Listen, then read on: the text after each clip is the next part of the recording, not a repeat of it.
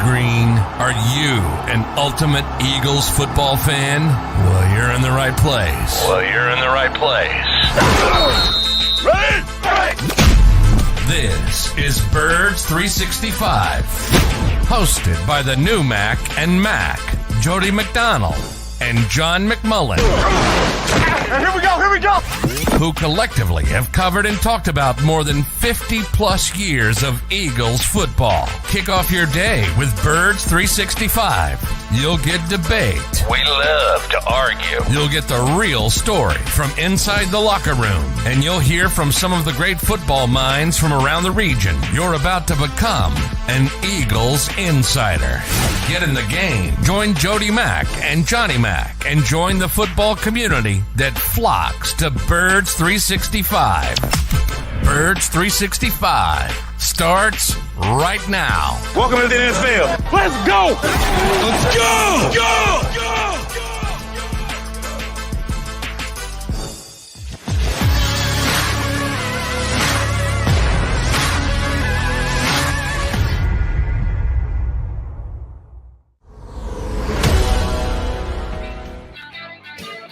And a good football Monday, everybody, here on Birds 365.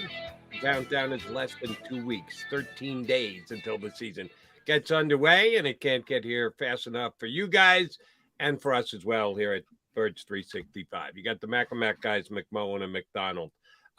Just a little bit of housekeeping before we start the show. Both Johnny and I put a bunch of guest requests out for guys to join us on the show today.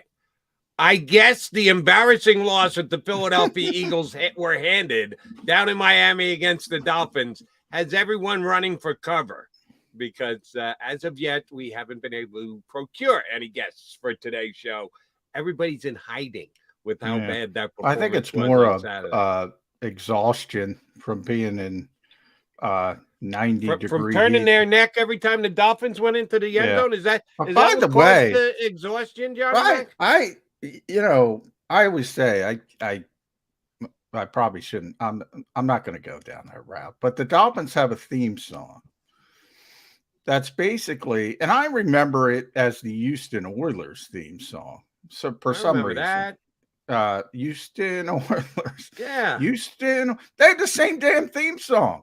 They have the same damn theme song, which I did not know, and I've been there before. I never noticed it before.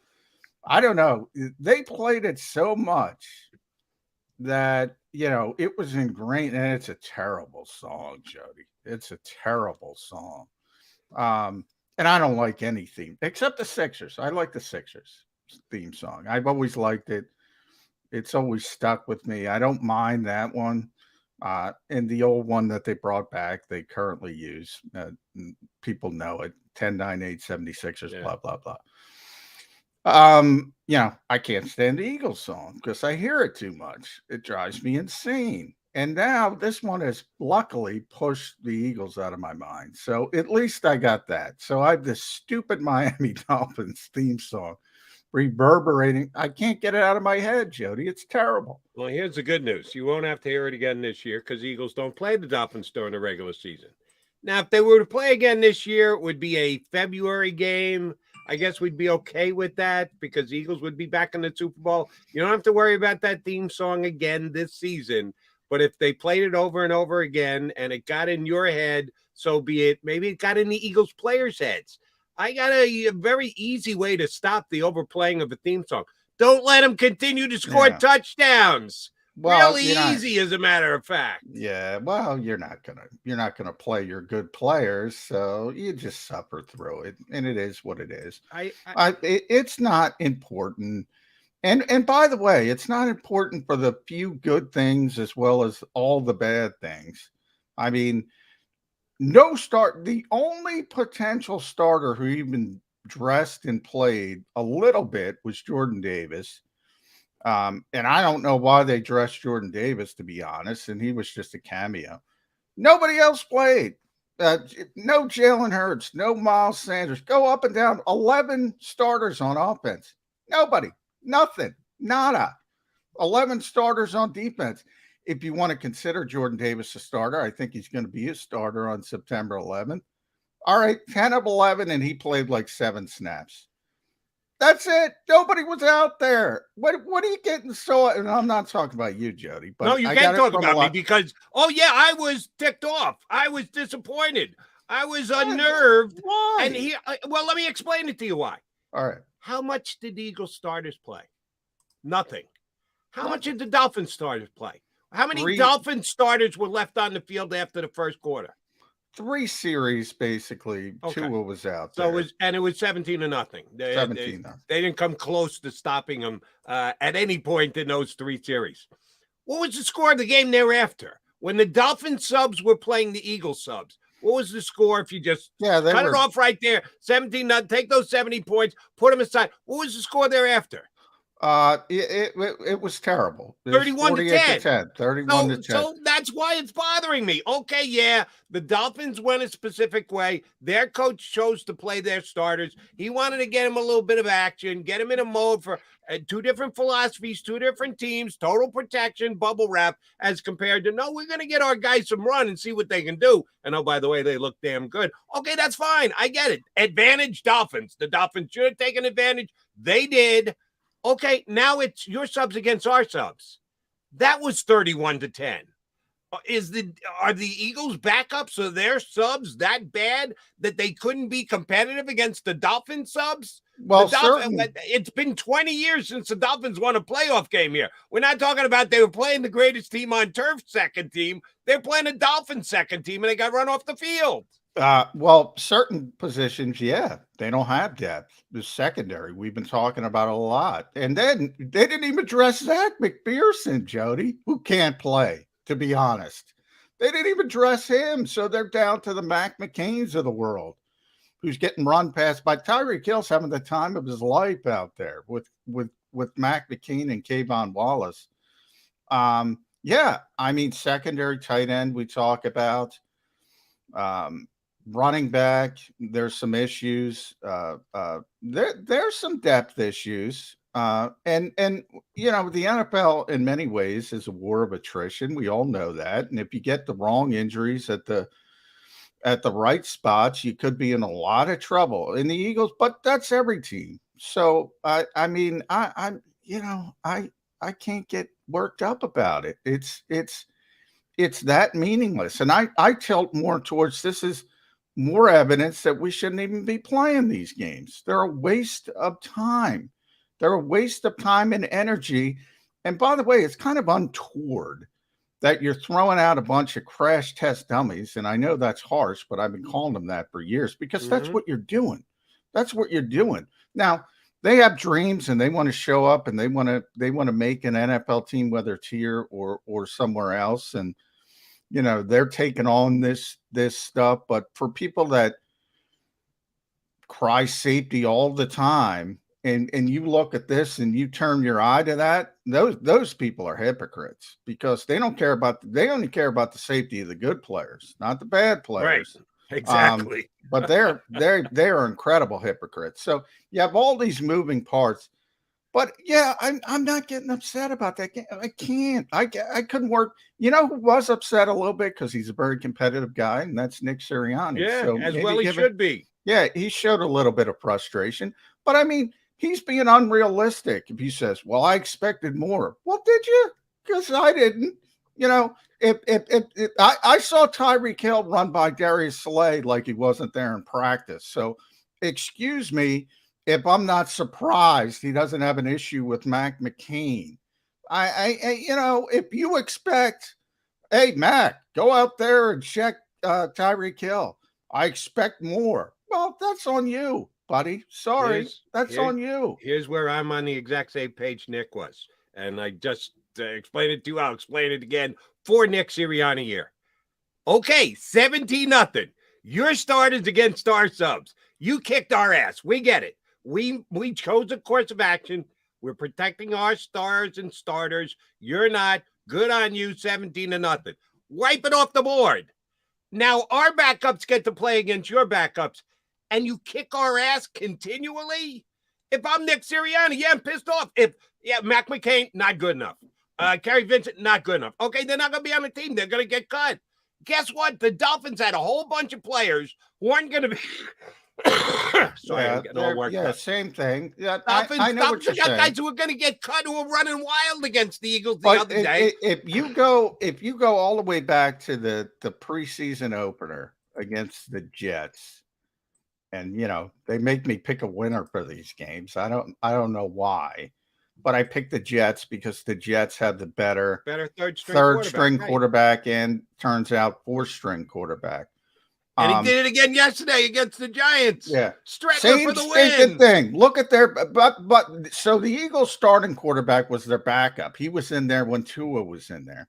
Then you're down to Reed Sinnett. They have Teddy Bridgewater as the second, who arguably is a top 32 quarterback. He'd probably be 31 or 32, but he's one of the better backup quarterbacks in the NFL.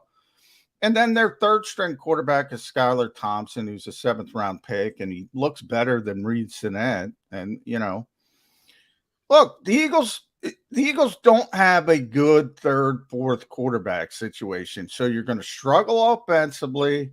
You know that because you can't get some things.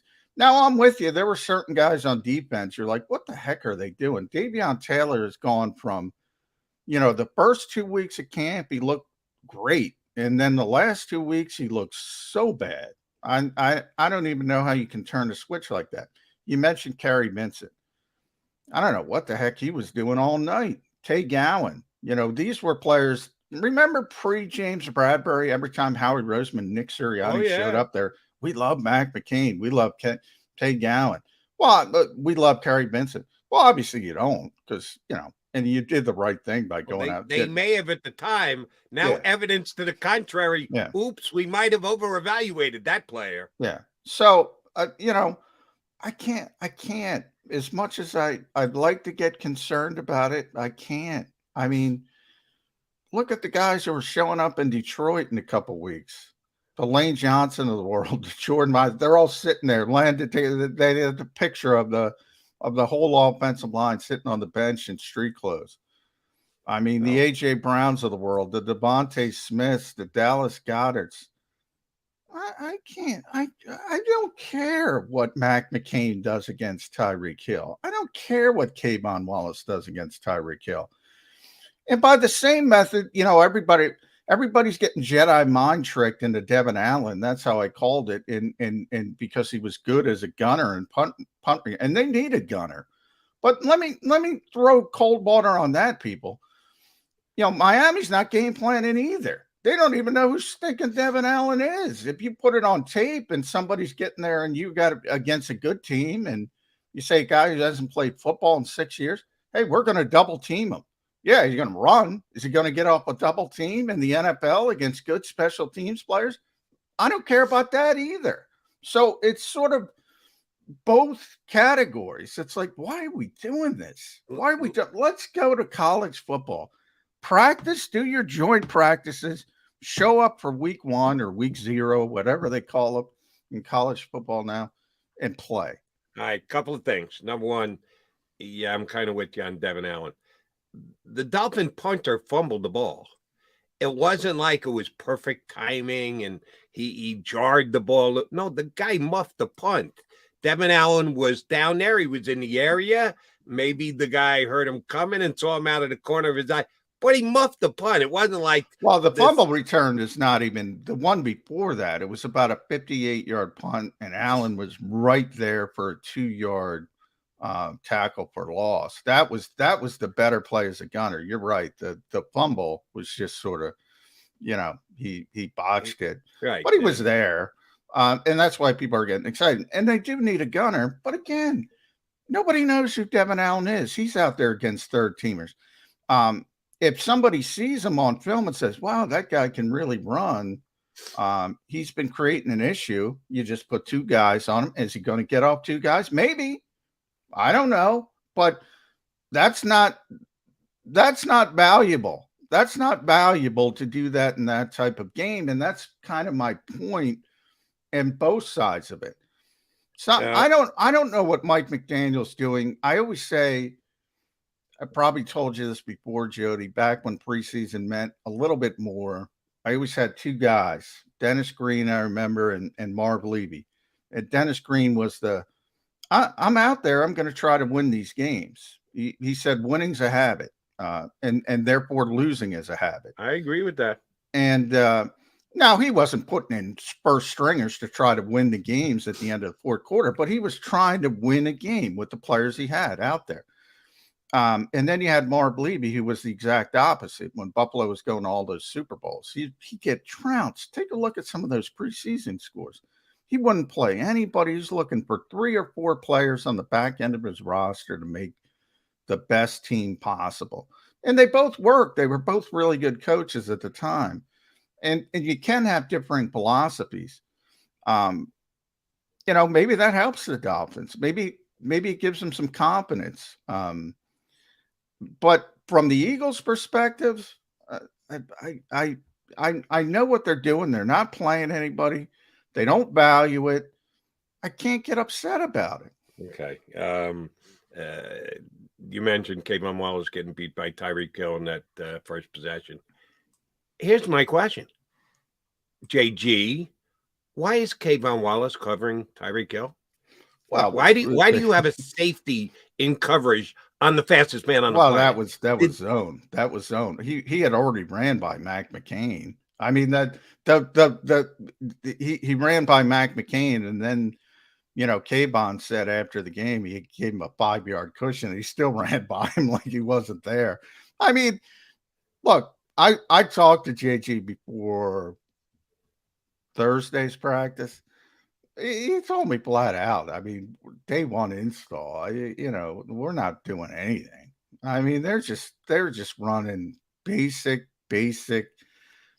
What I said, if there was a flavor of ice cream more vanilla than vanilla, that was the Eagles.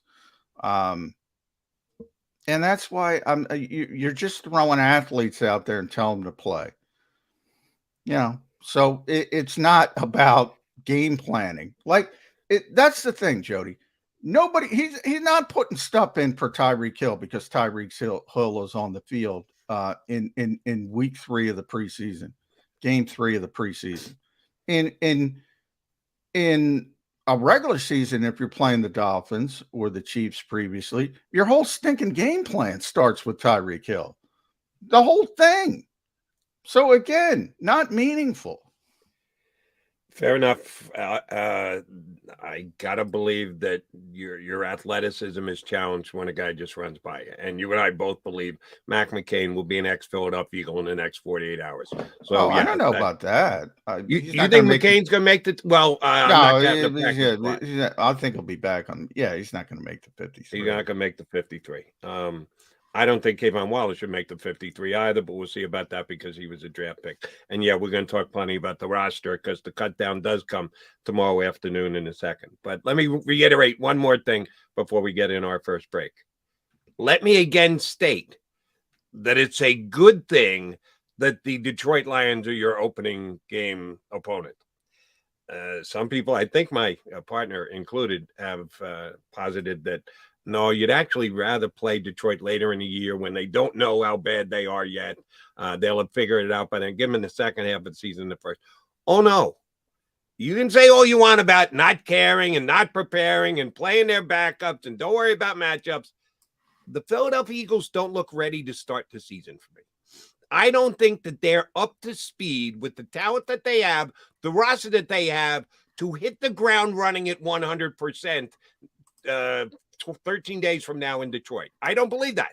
I think they can be better. They made a conscious decision to prep the way that they prepped. Vanilla light, not even vanilla. Vanilla light is what they're doing as far as coaching goes. Okay, add all those things up. That adds up to me not to 100%. And I would like to see my football team be at 100% week 1 to be ready. That they all count the same at the end of the season. All 17 games. You don't get 1.2% for a December win as compared to 0.08% for a September win. So they're all the same. So I think you should be at as damn close to 100%. Well, I'll throw in that I don't think anybody's at 100% week one. I think other teams are in a better position or closer to being 100% than the Philadelphia Eagles. That's fair to say, potentially, if they go about it a different way. Exactly. I do think, playing Detroit week 10 when they realize they stink again would be easier than week one. I still think the Eagles are going to win. You're looking at it from a Detroit perspective. You got to look at it from an Eagle perspective. If the Eagles aren't at 100%, if you want to say nobody's at 100%, okay, other teams are 90, the Eagles are 80 because the Eagles have gone through their preparation in the preseason the way they are. The two things aren't mutually exclusive. My finish the thought. I'm picking the Eagles to win the game already. They're going to out-talent the Lions. All I said, those two things are not mutually exclusive. I think it would be easier against the Lions in week 10 when they know they stink than when they're fighting and clawing in week one on their home opener, when everybody's got optimism and everybody's excited going a million miles an hour. I just think it's for that particular team, it would be easier later in the season to play them. Doesn't mean the Eagles are going to lose the game. They're going to out-talent them. And that's the thing about the Eagles. I've been talking about their coaching staff for a while. I don't know how good this coaching staff is, but they're going to out-talent a lot of people. They're going to out-talent a lot of people. John, it's when you say their coaching staffs, you have to say the organization, because I think the coaching staff has been directed to handle business since they had their first day of minicamp to do things in a certain way. I don't believe Nick Sirianni is controlling everything. I think he's controlling a lot, but I think there are organizational philosophies that are evident with this team, and I don't agree with all of them. And I think they could be better prepared for week one. And I stand by it's a good thing they're playing the Lions, because if it came down to just, we got to out-talent someone week one, let me out-talent the bad team. Let me get off to a win. Rather than playing the Green Bay Packers week one, I'd rather be playing the Detroit Lions. I agree wholeheartedly with that. I've been saying for months, I don't care how many times Nick Sirianni tells me. I see him get frustrated. I know how competitive he is. I don't care how many times he tells me he's on board with all this, safety stuff and short practice. I don't believe it. I'll never believe it. That is an organizational decision. I've said that for over a year. I've been saying that. So that part of it, but I'm talking, and I've said it before. I'm talking scheme wise, and a lot of people don't like Jonathan Gannon. Nick seems to get more of a pass, but I'm talking both sides of the football. I don't know how great they are. I said all the time about innovation. That's what I was sold when they came here. All I don't see much innovation. I see plenty of good things. I see them taking advantage of the talent they have offensively, or at least I saw it last year. We'll see if it'll continue this year. I see, the philosophy of Jonathan Gannon, which makes sense to me. All that I see. But, this team does things pretty simply. And when you do things simply, it's not necessarily bad, but you're relying on talent. And they have the talent to out-talent a lot of people. And that's why I have optimism for this team. And by talent, I mean 1 through 33, because that's how many people didn't dress. I don't mean 33 to 53. So if you get wrong injuries at those right spots that I said, then you might be in some trouble, because the depth did not look good, to say the least. I appreciate the sentiment of Steven Jackson on our stream here. Us playing the Lions week one might be the reason our starters didn't play in yesterday's game. That will be the official preseason for the Philadelphia they could have been playing the Super Bowl stinking champions, and they weren't going to be playing in week 3. And that's an organizational philosophy. They could be playing the Rams in week 1. Nobody would have played. Would have played. But that's the level of talent the Lions are. You can get into your preseason, your actual hit the ground jogging rather than running week 1 and still be able to beat the Lions. He's John McMullen. I'm Jody McDonald. We are the Mac and Mac guys here on Birds 365. Come back, we'll get a little bit more in depth on John McMullen's 53. It is cut down day tomorrow in the National Football League. Maybe it's going to be easier than we thought for the Eagles. Yeah. Some guys absolutely. Well, I said, before that game, here's the difference. And I know we got to get the break, so I'll just say that. Before that game, I was finding it hard to cut to 53. After that game, I was finding it hard to get to 53. I wanted to dump everybody. So I had to get to 53. Not cut down to 53. Counting down and counting up. Yes, maybe the task changed for Nick Sirianni and his coaching staff. Oh, and did I leave Howie Roseman out? My apologies, Howie. We know you are the man who is going to be more influential in putting the first. I like the way John says it. Let me original add way 53. More. Yeah, way more influential. Let me add that in. Way more influential. Agreed. McDonald and McMullen, your Birds 360 Mac and Mac guys here on Birds 365.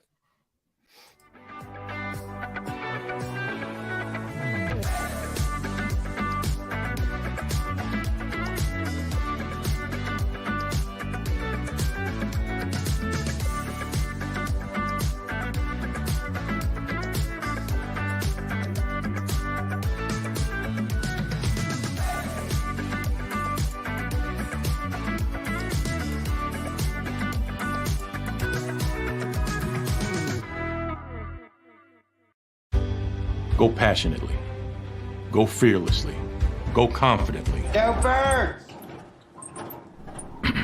Go confidently towards your goals with First Trust, Philly's hometown bank for nearly 90 years, and the official bank of the Philadelphia Eagles. We're focused on getting you over the goal line. So go with conviction. Go with trust. Go Birds! And go forward with us by your side. First Trust Bank, the official bank of Philadelphia dreams. Oh, and go Birds. Plan your day with confidence. Definitely want to keep the umbrellas on hand. And keep your family safe with Action News and AccuWeather. Numerous tornadoes. Well over 7 inches of rain. Your go-to team when severe weather strikes. The water is still rising right now. Keeping you prepared wherever you watch. On TV, on 6abc.com, and on our streaming apps. And that's when we go severe weather mode and on the air for you. Action News and AccuWeather. The team you trust. In Philadelphia, we celebrated the miracle with pride only 5 years ago. And then the following morning, IBEW Local 98 members went back to work, building this city, rescuing our communities from decay, and inspiring the young men and women of the region to take pride in who we are. Like the Cats, Local 98 members believe in hope. To learn more about who we are, what we do, and career opportunities with Local 98, visit us, IBEW98.org. At Stateside Vodka, every new customer gets the world's best rocks glass, free. You're telling me that bottle is cut in half? You could say that.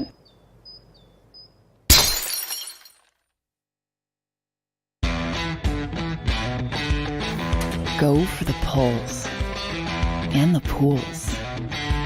Go for the oohs and the ahs. Go for the bubbles and the bubbly. Go for the story and the stories. Go for the win. Go to Ocean Casino Resort. Book your trip at theoceanac.com.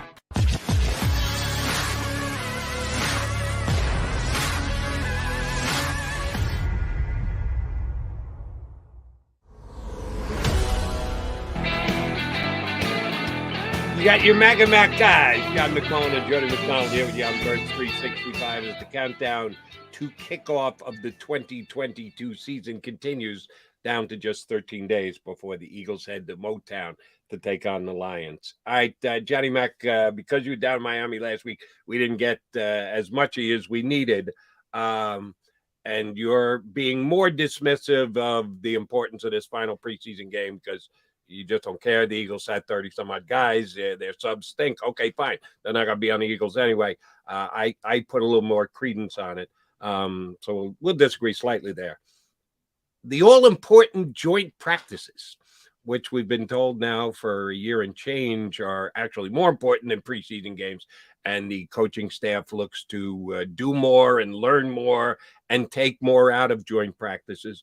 Unfortunately, one was canceled. Good to see you didn't get the stomach bug that was going around down there in Miami. I was. Oh, by the way, I got to the airport yesterday, and I got there early because I was trying to fly standby, so that didn't work. But then, I turned to the gate. It's finally getting close. I'm heading to the gate where my flight is going to leave, and it's in this little corner of the Miami airport. It's probably the hardest gate to find, of course. And I turned the corner, and there's this poor young woman just letting it go, if you know what I mean. If what happens when you have a stomach virus right there at the gate. And I'm like, man, what the heck is going on in Miami? So just on the floor in a trash can. Now, and it looked like her parents were there, and there was she had a bag, but you could hear it. It was not pleasant. Audible. Gotcha. Yeah. So she got it. You didn't. That's a good thing. Sorry for her. But the Eagles were shorted a joint practice, which threw their preparation off a little bit. Shame on them if that is actually the case. How'd that first joint practice go? Well, it was Jalen Hurts' best practice ever. According to Coach Nick Sirianni, he did say that. Did he say that to you? Did he have a straight face on when he said it? He did, and he did. And I kind of understand it. I'll get to that in a second. But the Dolphins won the practice. They won the practice, so the Eagles are no longer undefeated in joint practices. The defense had issues against Tyreek Hill, which again, there's one Tyreek Hill, so you're not going to see that every week. But was Tyreek Hill the only guy who caught passes? No, or were there other Dolphin guys who actually caught passes? I mean, part of it is the splashiness of making the big plays, and they started to struggle. The Eagles got better. The Dolphins started to struggle as the practice went on. A little bit. The Eagles got a little bit better. JG was upset how they came out, and they basically let Tyreek just run through the defense. And that was Darius Slay who let him run by him, right? One of the Eagle starters. Yeah, well, it was one hot. of the only two Eagle players that are actually in the NFL's top 100 players. Tyreek Hill ran right by him too, right? That's another thing. I wouldn't get too upset about that either. I've seen players. Man, you are so friggin' easy, McMullen. I've seen players fill that out. I've seen players take 60 seconds of thought to fill that thing out. Because you're not picking 100 players. They tell you, they go in the locker room, they give you a piece of paper, says top 100s, and they say, write down as many names as you want. And, guys write down 10, 15 names, maybe, if they go that far, and they give it that much thought. So I wouldn't get worked up about that either. Okay, you were talking about the top 100. I thought you were saying, I'm not worried about Darius Slay either. Oh no, I'm not worried about that. I'm not worried about a 4-time Pro Bowl corner. No, I'm not worried about a top 5 corner in the NFL.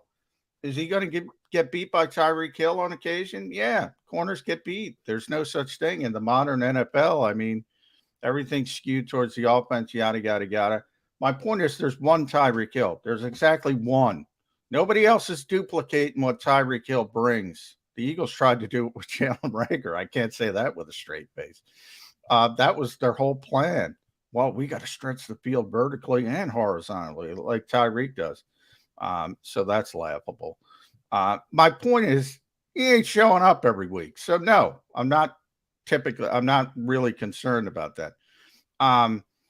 As far as the offense, as far as what Nick said, there was a lot of checkdowns. And from his philosophy, remember, coaches look at practice different than us, even media fans, whatever.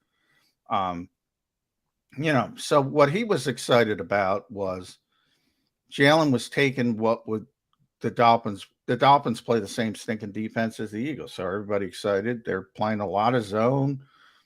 They're trying to limit explosive plays. They're trying to make you throw the ball underneath, and he threw it underneath again and again and again. He took what was there. And so Nick was really excited about the decision-making standpoint of it, but there wasn't a lot of splash plays. And the one splash play there was, it was really DeMonte Smith coming back for an underthrown ball, draws a pass interference, caught it as well. And that was pretty much it. So to the average fan, even to the average media member, that's going to look like an emphatic Dolphins win.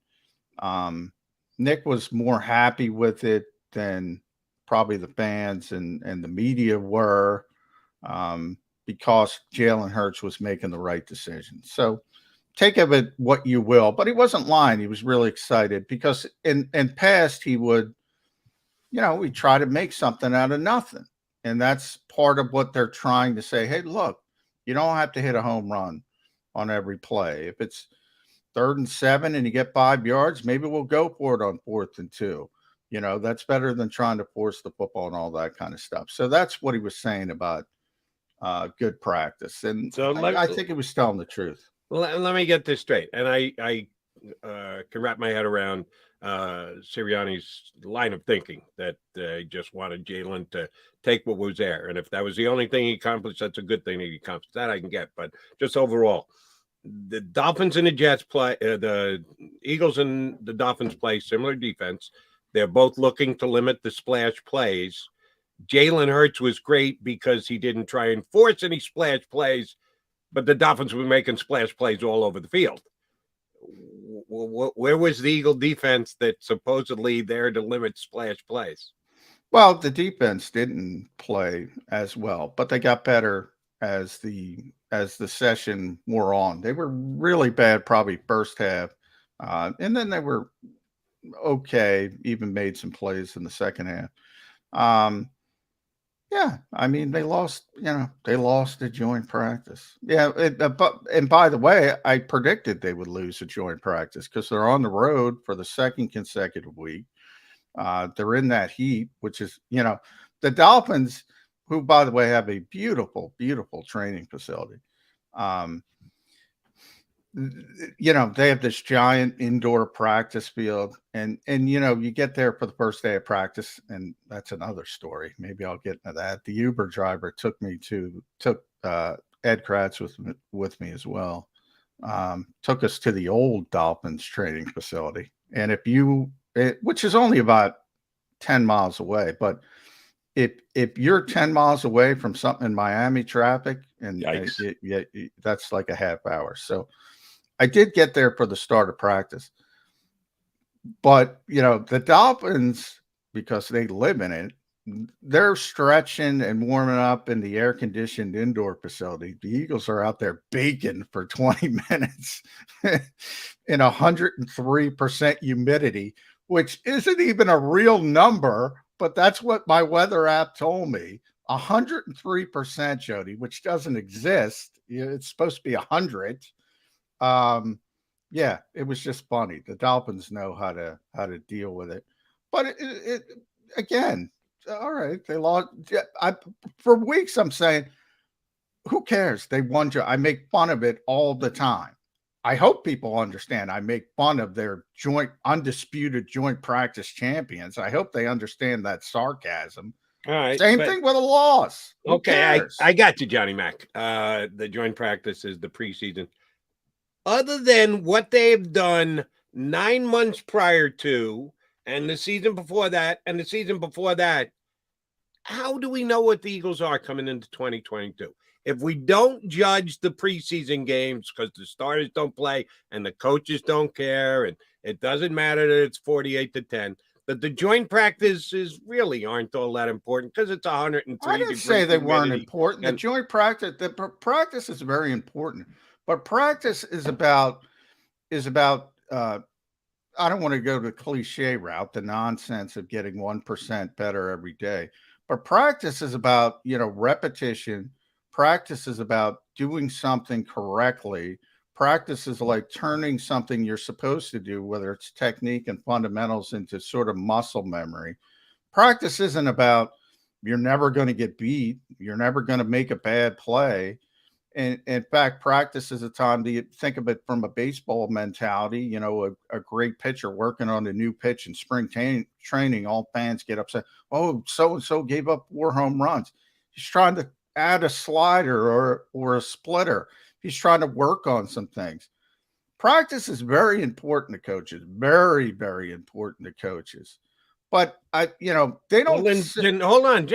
Joint practices are important or aren't important? Are. Okay. Very but important. You just 2 minutes ago said, yeah, when I say they're important, I hope people understand I'm saying it cynically. No. Which is it? Are they important or aren't they important? They are important.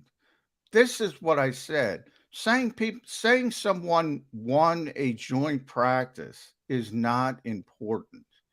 That's what I said. Those are not the same things. Okay. It is very important. I just said it's about technique. It's about fundamental. It's about doing what Nick Sirianni was saying about Jalen Hurts. It's about doing what you're supposed to do. You can do the right thing and have the wrong result. But if you do the right thing over and over and over and over and over again, you're going to have the right result more than the wrong result. That's what practice is about. That's what's really important to coaches.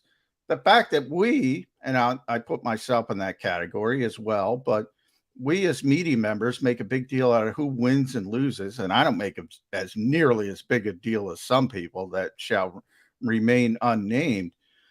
That sort of creates the narrative where the fans is like, oh, this is really important. It's not important when they win. It's not important when they lose. Did they get better in that particular practice? Nick Sirianni seems to think the quarterback did, which is really important. Now, maybe there's some hyperbole involved. I don't know. I can't get in Nick's head. But I mean, I don't. Do you think it's important to win a joint practice? I guess I'll throw it back on you. Yeah, I don't. I do, and I understand the point you're trying to make of win and loss. There's no scoreboard up there, so it's anyone's opinion as to who got the better of it. It can't be a perfect decision. This is good. This is bad. There's subjectivity to it. Certainly, I understand that. But I'll get back to my original question. Other than what the players had done previously in their careers in the NFL, and with rookies, they have no track record whatsoever. How is an Eagle fan to judge whether this team is better to start the season than the one that ended last year? If they practice in the bottom quarter of the National Football League, time spent on the field, hours logged, is that a fair statement compared to the other teams in the NFL at the bottom quarter? They lost all 3 of their preseason games. The final score is not important, but your subs against our subs, your stars against breaking it down the way it needs to be breaking down, put it aside. The fact that they lost the first quarter against the Dolphins, completely understandable. Your starters against our backups, well, of course you're supposed to crush us. But then their subs against the Eagles subs, they got run off the field again. They lost all 3 games. Well, they lost 2 out of the 3 games. Joint practices, they got beat up by the Dolphins here. The Browns, they certainly won the first one. Second one, debatable as to who won. It was close, called a toss-up, whatever. All those things don't add up to, damn, the Eagles are ready for the start of the season. For me, how do you determine that? I don't know. My thought process with the modern NFL is nobody's ready for the regular season because they don't prepare like they used to prepare. So everybody's sort of on that scale. You've heard the first 2 games are really the preseason in the modern NFL. So yeah, I mean, we're all going to show up in Detroit not knowing completely what you're going to see from this Philadelphia Eagles team. Why I have them at 11 wins is because they have a lot of good players. They have more good players than most other teams. When you talk about the guys who are supposed to perform, A.J. Brown's had a great camp. Devontae Smith was injured for a while, but nobody doubts Devontae Smith's talent. Dallas Goedert, great. Darius Slay and James Bradbury have been great until Tyreek Hill showed up. And James has been nicked up a little bit recently. But, earlier in camp, before James tweaked his groin, I was debating, okay, who has been the best player this summer for the Eagles? I had Bradbury number 1, AJ number 2. And it's no coincidence, by the way, that they're working against each other a lot. They go against each other in practice. So, again, cliche, iron sharpens iron. But at times it's real. The Eagles' good players look like good players. So I'm not worried about 45 on the roster, because the reason why, Jody, is I know if you have to play 45 on the roster, you're in trouble.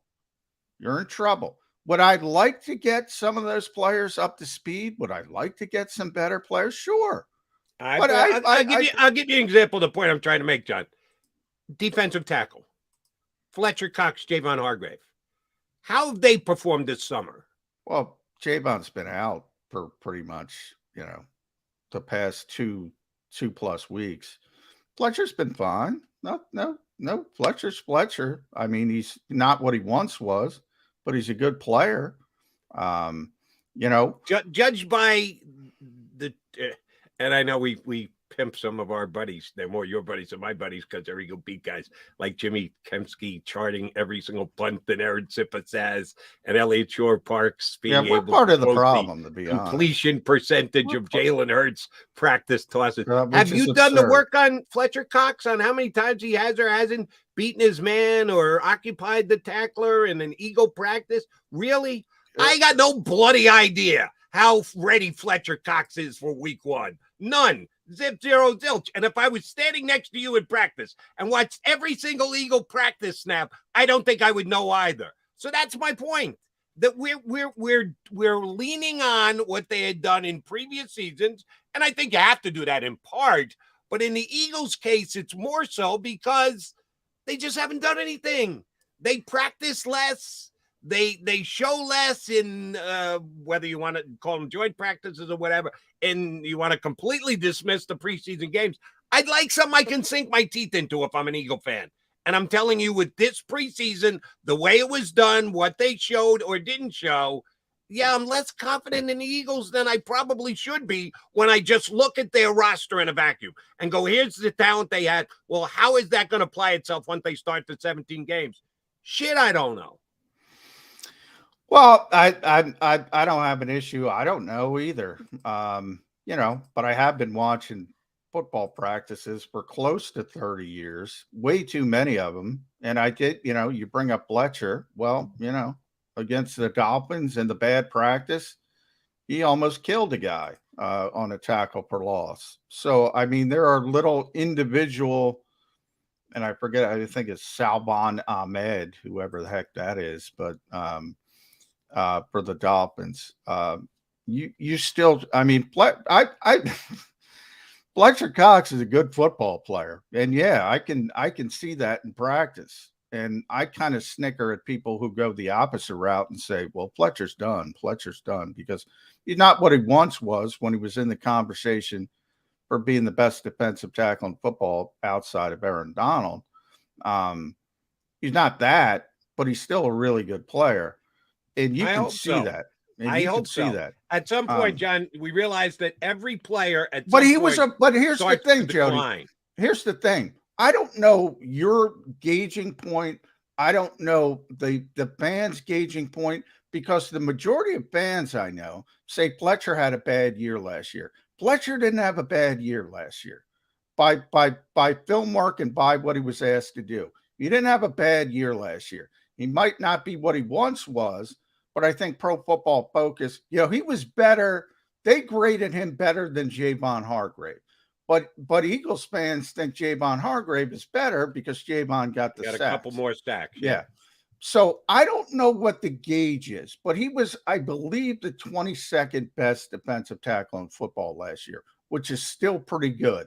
It's not number 2, But 22, when you have, you know, you don't have 64 because a lot of teams use odd man fronts, but at least 50, 60 starting defensive tackles when you talk about rotation. That's still pretty stinking good in a comparable fashion.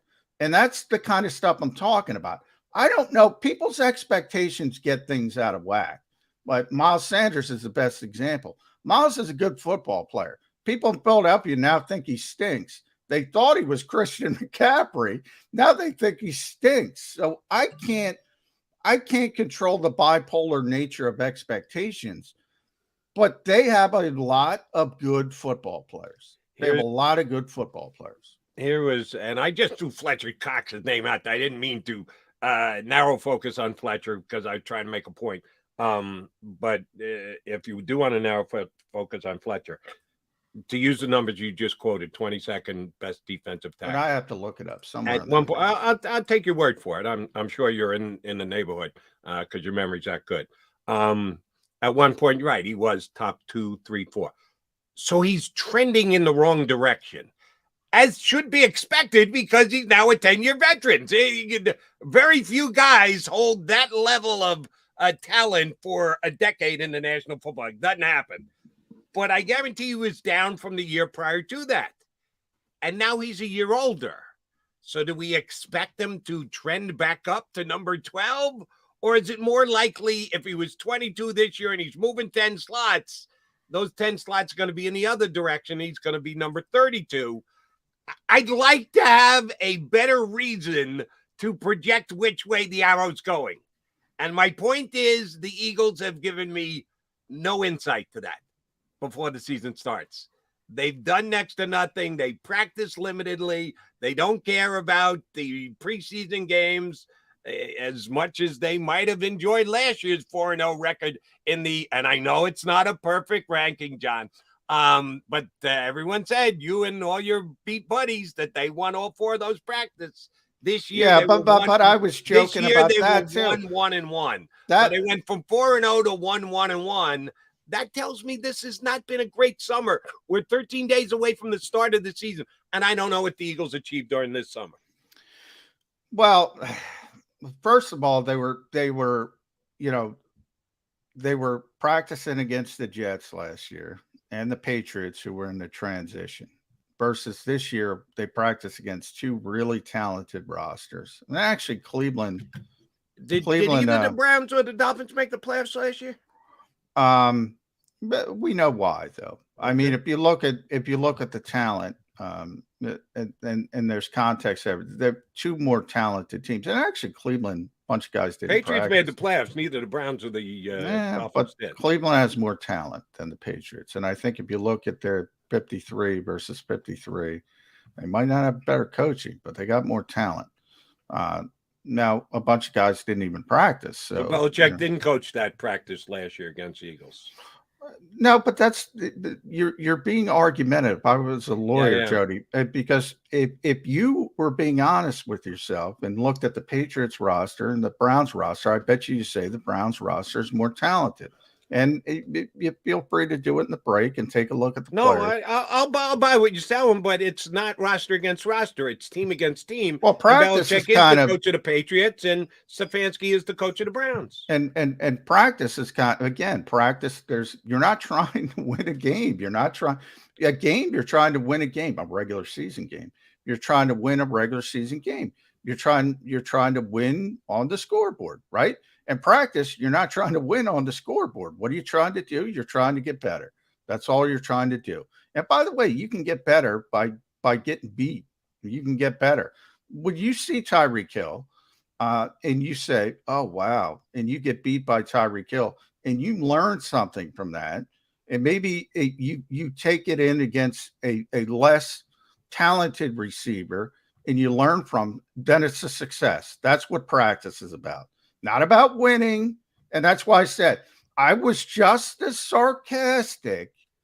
And I'm not saying everybody was, but I'm talking about me personally. When I said the Eagles are I've written it so many times. If people don't know, I wasn't being sarcastic. The undisputed, defending, reigning champion, joint practice champion. If you don't get that sarcasm, I can't help you. I was sarcastic when they won, and I am sarcastic when they lose practice, because that's not what it's about.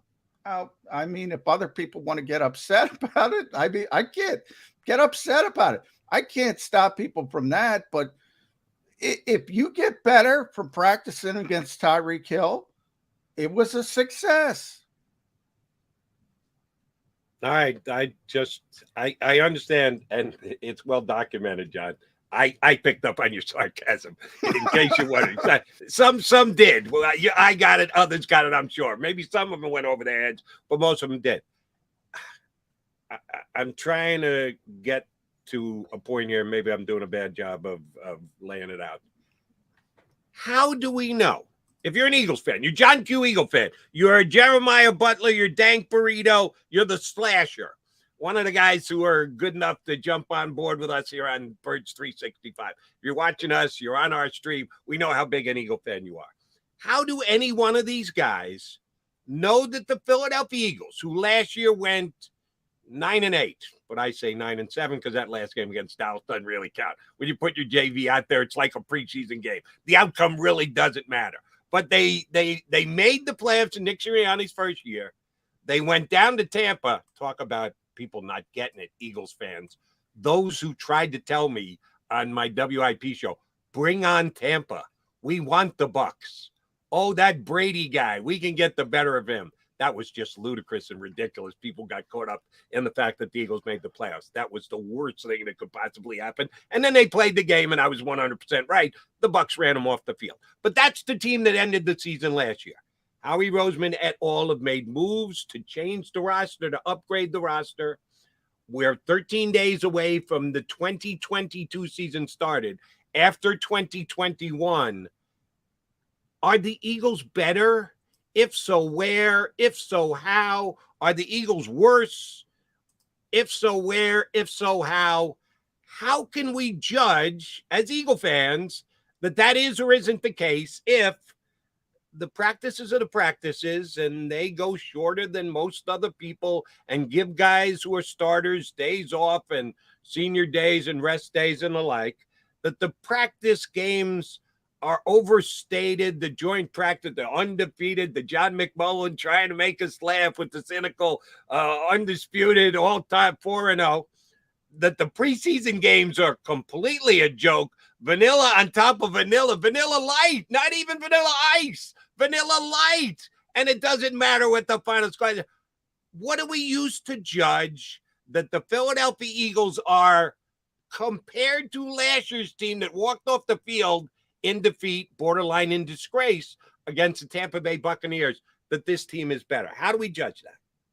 You can't judge it. You can't judge it until the regular season gets here. And even then, you're going to obviously need some time to figure out what the Eagles were, what the Eagles are going to be. I think they're going to be better. I can just tell you what I think. I think they're going to be better mainly because of two players, one on the offensive side of the football, one on the defensive side. And I've talked about the pieces all fitting together. That's what A.J. Brown does for the offense. That's what Jordan Davis does for the defense. All of a sudden, the dominoes fall into place. So you have players playing out of position, trying to do things they're probably not ready for. And by adding those two players, you put people back in positions they're at least comfortable with, and in theory, they should be better at what they do. So that's why I think the Eagles are going to be better. And A.J. Brown has completely lived up to the hype. I think, if anything, he's been better than expected. Now, Jordan Davis is a rookie, so there is some trepidation there because you never know how long it's going to take a rookie to catch on, because there are going to be hiccups. It's not going to be all perfect. Occasionally you get the Micah Parsons of the world, but that's very rare. Few and far between. Yeah. And even so, I would bet the mortgage on Micah Parsons having not quite as good a year. Still going to be really good because he's so talented, but people are going to adjust and they're going to do a better job to try to deal with him. It's part of sort of the startup costs that I always talk about with Jim Schwartz, which I love that phrase he coined. That's why I think they're going to be better. So I think they're going, and then, you know, the coaching staff, second year instead of first year, a little bit more comfortable. I think that helps. But I mean, if you go back to the Super Bowl season, none of us knew they were going to win the Super Bowl. None of us thought they were a significant Super Bowl contender when the season started, certainly in training camp. I can tell you, every reporter there will admit we had no stinking idea we were watching a Super Bowl team in training camp. Everything evolves, and they could underachieve, they could overachieve. But if you look at the talent that Howie Roseman has assembled, that's where my optimism grows from.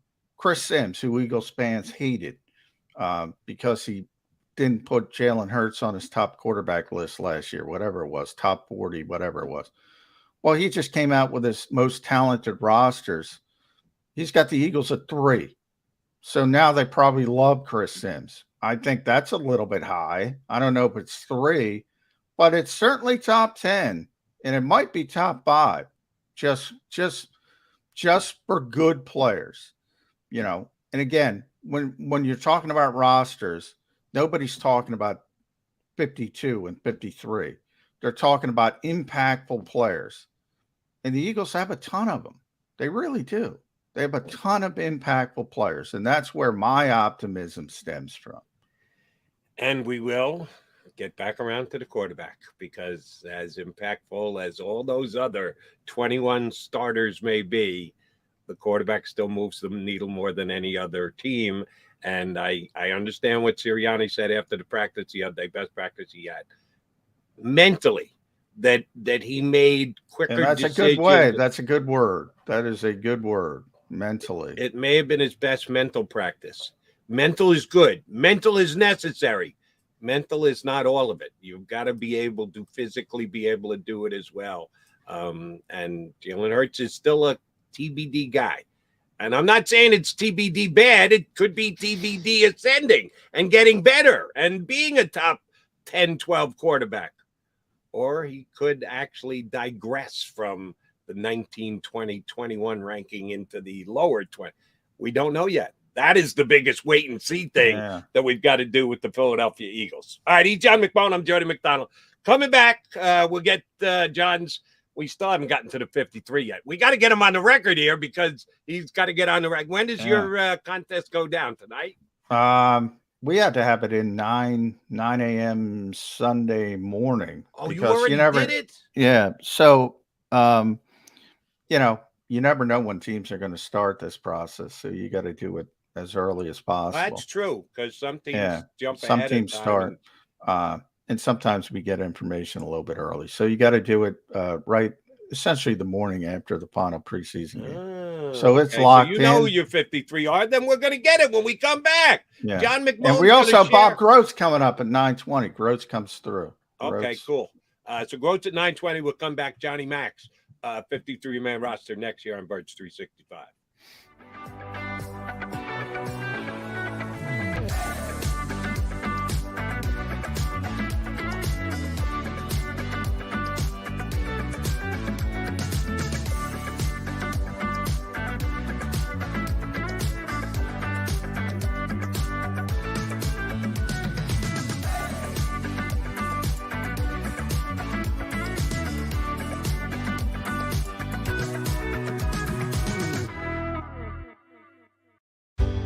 Go passionately. Go fearlessly. Go confidently. Go Birds! Go confidently towards your goals with First Trust, Philly's hometown bank for nearly 90 years and the official bank of the Philadelphia Eagles. We're focused on getting you over the goal line. So go with conviction. Go with trust. Go Birds! And go forward with us by your side. First Trust Bank, the official bank of Philadelphia dreams. Oh, and go Birds. plan your day with confidence. Definitely want to keep the umbrellas on hand. And keep your family safe with Action News and AccuWeather. Numerous tornadoes. Well over 7 inches of rain. Your go-to team when severe weather strikes. The water is still rising right now. Keeping you prepared wherever you watch. On TV, on 6abc.com, and on our streaming apps. And that's when we go severe weather mode and on the air for you. Action News and AccuWeather, the team you trust. In Philadelphia, we celebrated the miracle with pride only 5 years ago. And then the following morning, IBEW Local 98 members went back to work, building this city, rescuing our communities from decay, and inspiring the young men and women of the region to take pride in who we are. Like the Cats, Local 98 members believe in hope. To learn more about who we are, what we do, and career opportunities with Local 98, visit us, IBEW98.org. At Stateside Vodka, every new customer gets the world's best rocks glass, free. You're telling me that bottle is cut in half? You could say that.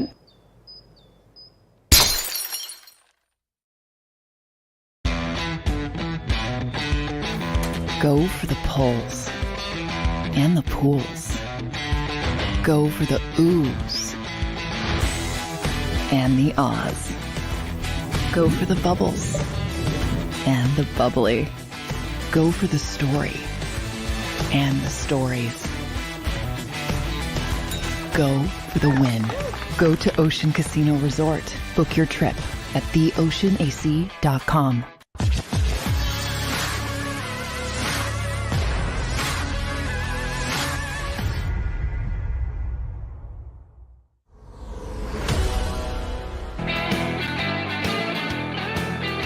McMullen and McDonald, your Mac and Mac guys here on Birds 365. Appreciate you streaming in with us. All right, Johnny Mac's going to give us his 53-man roster. Now, I will qualify it for you ahead of time, John. John is not predicting that these are the 53 guys who are going to be on the field in Detroit week 1. There's the roster cut down, then there's 10 more days, and there's a whole bunch of juggling that goes on there. So your job is not to predict the 53 guys. That makes it even a harder task. Who's going to be on the field in Detroit when they open up? It's just when they get to 53. Was it 4 o'clock tomorrow afternoon? 4 o'clock, yeah. 4 o'clock. Tuesday. You have to have 53 guys. And then the roster carousel starts to spin. So first things first, let's understand exactly what we're attempting to do here, what we're asking John to do. Here's the way I want to do it, John. Before you name any names, I'm going to go position by position, and I'd like you to tell me how many guys you have at that position. Do you have them broken out in that way, I hope? Yeah, but I'm a little bit different defensively, so we'll get to that. Okay, but, all right, fair enough. Then let's go offense first, get it out of the way. How many quarterbacks? 2. 2. How many running backs? 3. How many offensive linemen? 10. 10. Ooh, that's a good number. All right. So how many tight ends? 3. And how many wide receivers? 5. 5. Only 5. Okay, good. Quarterbacks are easy. Go ahead. Give us a 2. Jalen Hurts and Gardner Minshew. Reed Sinnett, thanks for playing, but you hurt yourself. I would tend to agree. The 3 running backs also pretty obvious. Yeah, Miles Sanders, Kenny Gainwell, Boston Scott, Jason Huntley had the big 67-yard run, but it's what I was talking about. The good, meaningless, the bad, meaningless. There were 2 guys who had 2 Miami third-team defenders that had Jason Huntley boxed in. Just terrible technique and fundamental. Not really. That's what I mean by this stuff. People get Jedi mind tricked. Fair enough. You didn't get Jedi man trick to put him on the roster. All right. The 10 offensive linemen.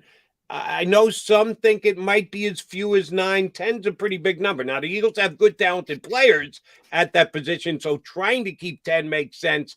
Actually, keeping 10 may be difficult. What 10 you got? Well, the starters from left to right, Jordan Mailata, Landon Dickerson, Jason Kelsey, Isaac Seumalo, Lane Johnson. Those are obvious. The backups, Cam Jurgens, Jack Driscoll, Andre Dillard, Sua Opeta, and number 10, because of his versatility, Jack Anderson. Yeah, if they keep 10, I think you got the right 10. I'm not sure they can afford to keep 10, but you got the right 10. Well, you hit the nail on the head. I'm not saying 10 show up in Detroit. This is the initial 53. Fair enough. All right, your 5 wide receivers are? A.J. Brown, Devontae Smith, Quez Watkins, Zach Pascal, and no trade, Jalen Reagor. Jalen Reagor's still here. That means, sorry for you Deion Kane fans, Devin Allen fans. They're practice squad bound. All right, and tight end, Calcaterra looking good enough to secure himself a spot from the 53? The Eagles love that guy. Dallas Goedert, Jack Stoll, Grant Calcaterra. Fair enough. All right, how many is that total on offense?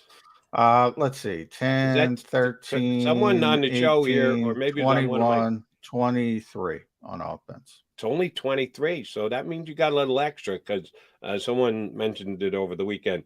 You try and go 25, 25, and 3, with the 3 being your punter, your kicker, your long snapper for a 53-man roster. It's a perfect. You actually have more on the defensive side. Interesting. All right, let's start from the back and work our way up, since designating who's a defensive lineman and who's a linebacker is kind of debatable. I'm interested to see how you break it down. Safety. Can they keep only one? Can they go with Epsy and make up the rest as they go along here, Johnny Mac? Yeah, they're going to keep a lot of safeties. Marcus Epps, Anthony Harris, Jaquaski Tart, Josiah Scott, and Kayvon Wallace, even though I would cut Kayvon. I don't think they will. Kayvon did himself no favors either in the joint. Now, it was very difficult. I can't get a feel for what this team believes in Jaquaski Tart, but I think after watching their safeties in the preseason, they're going to default to his veteran status. A lot of people disagree with me. He was the most difficult keep for me, and I'm probably wrong. But, I'm trying to go outside the box a little bit. Let me ask you something, Johnny Mac, because I'm 99% sure it's you who wrote it on one of your JAKIB media articles over the weekend. They could cut Jaquaski Tart. Yeah, tell him, listen, we want to bring you back week 2, because if he's on the team week 1, his salary becomes guaranteed. Not that his salary is outrageous to begin with, but you'd love as much flexibility as possible. If they don't have him on the roster week 1, but bring him back week 2, when you wrote that, I said, I think Johnny Mac's onto something. Now you're having second thoughts. You think they're going to? Yeah, I'm breaking my own rule and this, like I said, this was my most difficult decision because I probably put too much emphasis on the preseason game that I just said not to put emphasis on. The safeties were so bad, and the second part, and you're right, that's another thing you have to weigh. As a veteran player, he's vested. So if he's on the roster week 1, his entire salary is guaranteed. So that means if you cut him later, you got to pay the whole salary.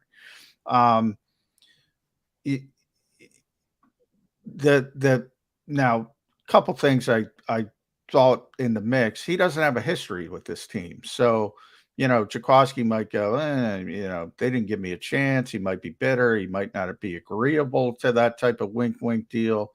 And that's ultimately where I leaned on.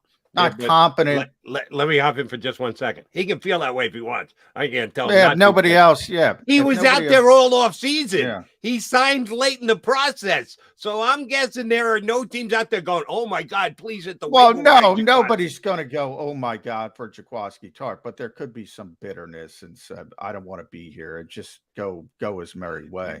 You get past bitterness quickly when there's only one team interested. Yeah, that's fair. And again, it's one of those things where it was my most difficult decision. And to be honest, I'm probably wrong, but if I get it right, I'm probably going to win this thing. That enters into it too, Jimmy. Okay. All right. Some calculated keeps or goes. All right. Let's move on to the corners. You got 5 safeties. Does that cut into the number of corners you can keep? I'm keeping 5 corners, and I'll add. Remember Josiah Scott, who I put him under safety, has the versatility, can also play nickel corner. So That's a very important part of Josiah Scott's role, the versatility. Slade, Bradbury, Maddox, McPherson, and Josh Jobe, the undrafted free agent out of Alabama, who was the undrafted, hey, look who I found, player. Let me ask you a question on that. And I know we got to get to Grotz here in a second, but was Jobe that much better than Blankenship? I guess I'm coming back to how do we really judge the breaking down game film and the coaches after that he was actually slightly better in South Philadelphia against his teammates than Blankenship? I can't judge. You can judge better than me. My point is, I don't even know how the Eagles judge that Jobe was better than Blankenship if they're keeping one undrafted rookie. Well, I think Jobe was better than the disappointing second-year corners. I think it's more of a corner thing than Blankenship. And then with Blankenship, you kind of know, even though he probably deserves to make the team as well through meritocracy, to be honest, I think he's going to be really easy to get through waivers and get on the practice squad. So that part of it is strategy as well. And by the way, that egg of a performance, that helps. Where everybody says, "Oh, they're going to lose this on waivers." Anybody watching that game ain't picking up anybody on waivers. You got a point there. All right, defensive linemen, how many? I got. And who are they? Or do you want me to throw all of them into one big category of linebackers? Well, yeah, it's fine. I got the big thing is the overhang players, so I consider them. Other people have them as linebackers. It drives me crazy. But 4 defensive ends: Josh Sweat, Brandon Graham, Derek Barnett, Teron Jackson. 5 defensive tackles: Fletcher Cox, Javon Hargrave, Jordan Davis, Milton Williams, Marlon Tuipulotu. My personal belief is that Marvin Wilson is better than Tuipulotu, should probably make the team. But the latter seems to be an organizational favorite. So I went Marlon T over Marvin Wilson. All right, now how many linebackers you got? Linebackers, I break up into off-ball 5: TJ Edwards, Kaiser White, Nakobe Dean, Davion Taylor, Sean Bradley. The overhang guys: Hassan Reddick, Patrick Johnson, Kyron Johnson. And Kyron doesn't deserve to make the team, but, the Eagles are going to hold on to him, hope the athleticism starts to click in. Again, meritocracy probably shouldn't make the team. They could probably get him on the practice squad, but I think they're going to keep him. That's a lot of front 7 guys. How many of those guys are playing special teams? Of that group, just Patrick Johnson and Kyron Johnson. They're the only ones. They're the only ones. Are they going to be able to field 11? Are they going to have 11 guys? I mean, you have the backup. Remember, you have the backup off-ball linebackers, Nakobe, Davion, Sean Bradley, who's one of their best special teams players. You have the backup corners, McPherson and Jobe. You have the backup safeties, Scott and Wallace. So, yeah, you got plenty. And tight ends have to play special teams, wide receivers. Alcantara's going to play special teams? Oh, yeah. He's going to try to block. Okay. All right. That'll do wonders for the concussions he's had. He was already out there on special teams. He retired because of concussions. I know it was a couple of years ago, but you're putting him at risk. Maybe I'm putting too much emphasis on the fact that he made some nice catches this weekend and looked like a guy who could actually contribute on offense for the Eagles this year. But then you got to take that. And remember that, again, can't say this enough. This is the initial 53, not the group that's going to show up in Detroit. Right. There can be a lot of roster manipulation between tomorrow at 4:00 and Sunday when the season gets underway. All right, Johnny Mac, Jody Mac, Mac and Mac guys, we'll take a quickie timeout. And I'm looking forward to talking to Bob Grotz, because when we had him on 2 weeks ago, he was all sunshine and rainbows. Yeah, I sort of almost like didn't me. recognize the guy. Where the hell did my good, cynical Bob Grotz go? No, he was all pumped up about this Eagles team. I'm a little perturbed with the last week of what transpired in joint practices in a preseason game. Maybe Bob is more like John McMullen. I went to Miami for the Heat, not to really judge the Eagles. Well, we don't know how. That's not. I went to judge the Eagles. I just don't. I think there's a lot of emotion in that loss, and I think there's not a lot of common sense in worrying about that loss. That's all. That sounds like I'm not judging to me. Jody McDonald, John McMullen, your Mac and Mac Birds 365 guys coming back, supposedly joined by Bob Grotz. Stick around.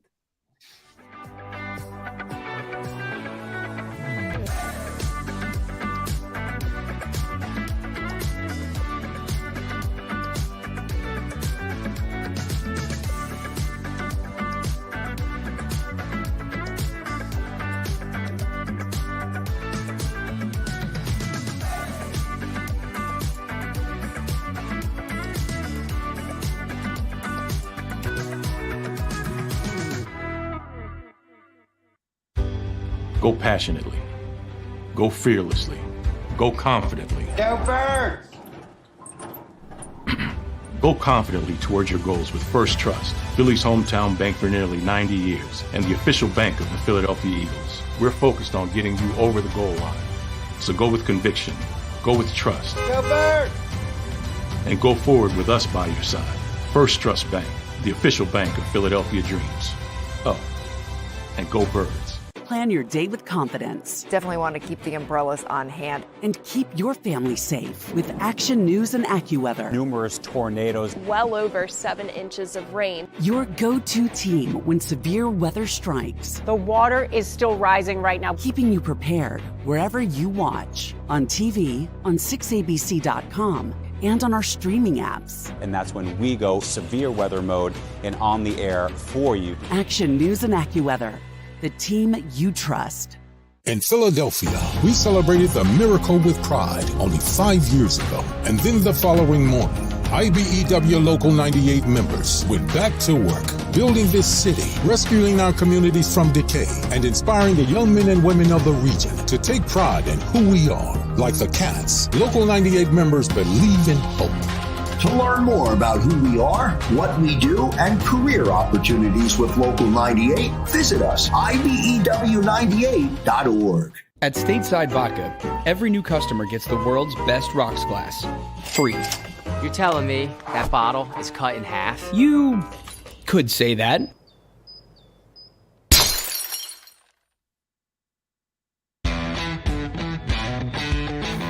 Go for the poles and the pools. Go for the oohs and the ahs. Go for the bubbles and the bubbly. Go for the story and the stories. Go for the win. Go to Ocean Casino Resort. Book your trip at theoceanac.com.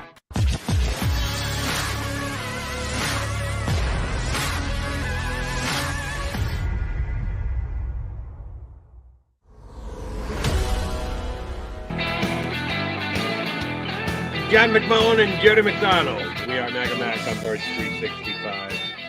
Maybe I scared off Bob Grotz. Nah, he's he can't find the link, so I told him to check his spam folder. But closed circuit to tone, you might have to send it again.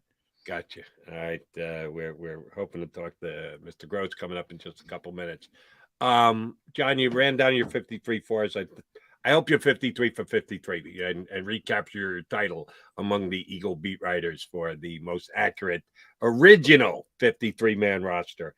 Above and beyond whether you do or don't lose or win, who's the most likely guy on your outside the 53 that another team is actually going to pick up via waivers? You have to cut it down to 53. Ooh, Every question. other player goes on waivers.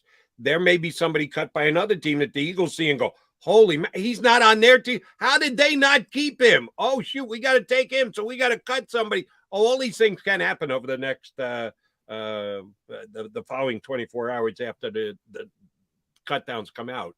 Who's the guy that you think that maybe the Eagles are, all right, we'll get him on the practice squad. We can't keep him on the 3. We got a number crunch here, but we'll get him on the practice squad. And then if we need him at some point, boom, we're going to elevate him. Who's the guy that's not going to happen for because he's grabbed up? That's a good question. I would think it's between Andre Sachare and Coyote Awasika. Ooh, yeah, Coyote. Yeah, because the Eagles have that big reputation of developing offensive linemen. So, he might definitely be snapped up. Yeah. All right, there he is in his car. God, you get out and about, don't you, Grotz? You're not like me, just hanging in the house. You're a world traveler. We always get you in the car. I live in my car, Jody. Yeah. Where are you going? Are you going to get some breakfast? Yeah, I use another address as my home. Yeah. Who were you guys talking about? Safety?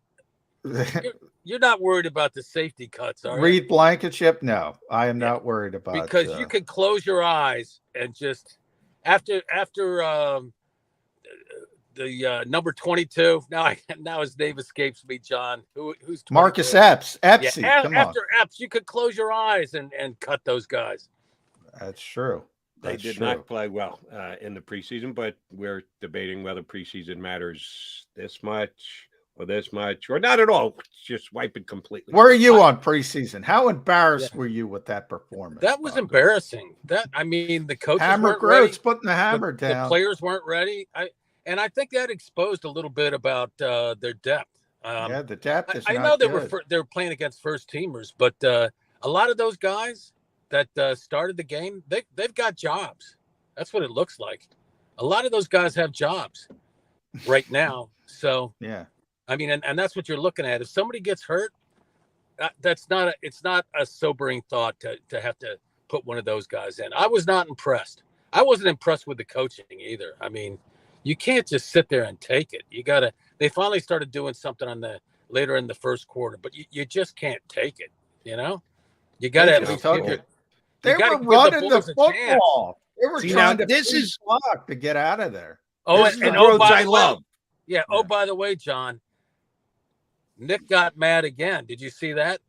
Oh yeah, he got mad at Michael Clay this time. Yeah, it's a new guy every day.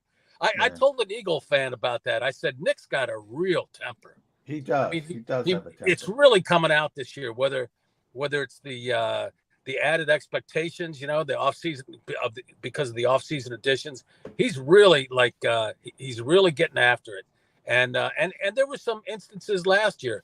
And the Eagle, what the Eagles fan told me? He's an old member of the 700 level. Oh, it's great.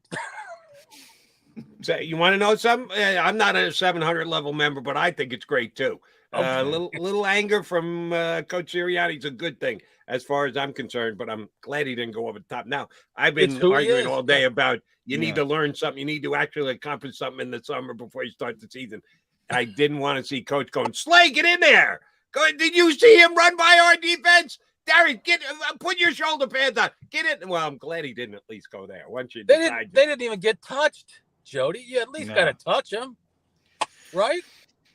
No, well, try to impede their progress. Yeah, you better press Tyreek Hill at the line of scrimmage. But when Mac McCain is out there, you probably not feel comfortable with that. And the second series, Patrick Johnson did get after it. To his credit, he sacked. You see, the only reason wasn't 21-0 after the first three possessions. It was only 17-0. I actually think that's funny.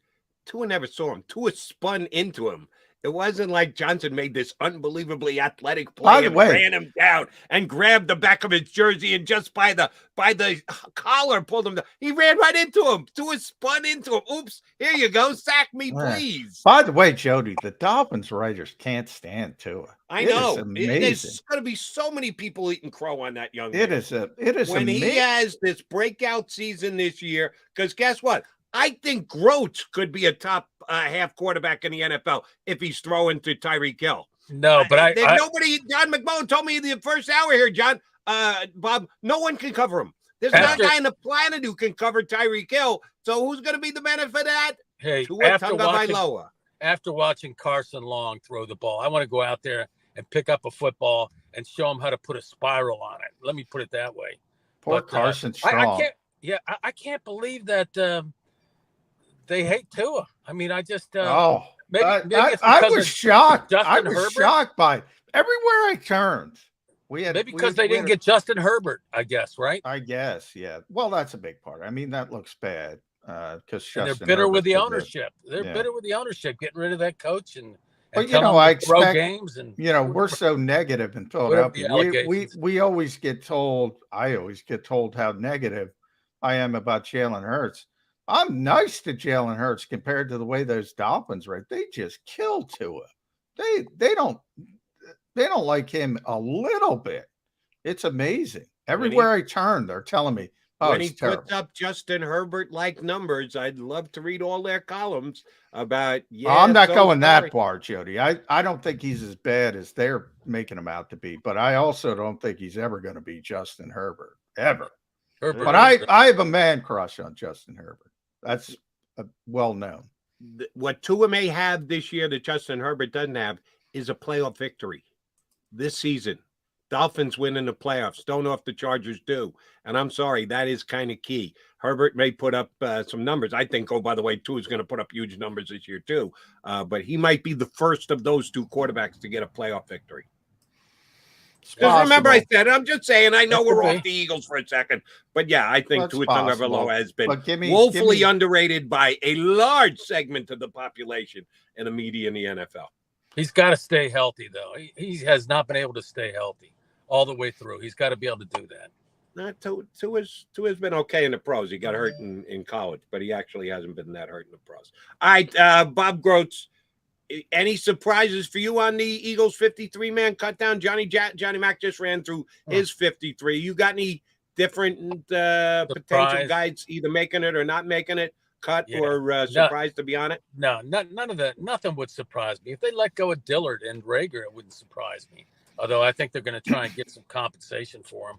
But Andre did not play well. That was a disappointment. Disappointment. I will say that. Not a surprise though. I mean, I don't know. Oh, I heard someone a big Andre fan. You don't want to say anything bad about Andre. I wouldn't say I'm a big Andre fan. I think he's a decent player.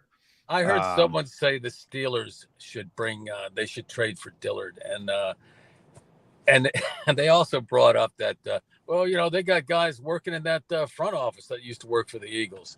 Yeah, that's true. Yeah, that is true. That's true, but that's the reason they wouldn't bring Dillard in. Yeah, that's a possibility as well.